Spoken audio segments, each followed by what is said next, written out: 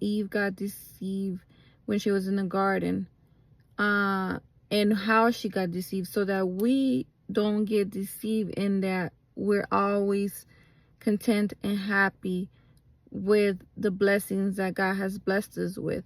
But the serpent came to Eve, making her believe that God was holding out a blessing for her, because so they had everything, in the garden.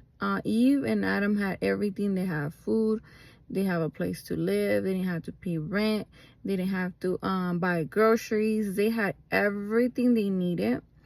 But the serpent came to tell her that she was missing out on something, that God was pretty much holding out a blessing on them.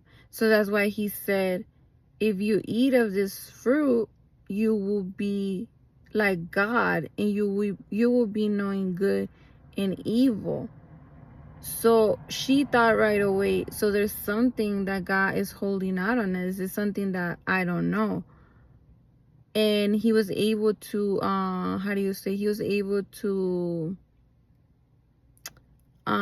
seduce her, and he was able to make her believe that there was more, and that what she had at that time was not good enough. So every time, the serpent comes and tries to tempt us, thinking that the blessing that God has given us is not good enough, or that there's more, and not ever being content with the blessing that you do have at the moment. It can be a lot, or it can be a little bit.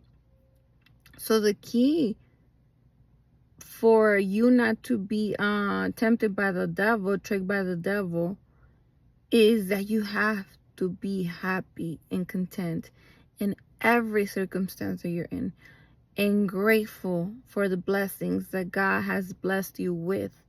So never thinking, oh, I could have more, or I deserve more, or there's God's holding out a blessing out on me, and this is not everything. I could do better. I can have more.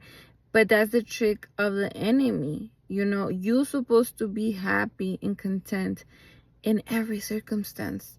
And the peace and the joy is found within, because there's people that can have so much of everything, so much wisdom, knowledge, so much material gain, like so much stuff, but they're still never happy and content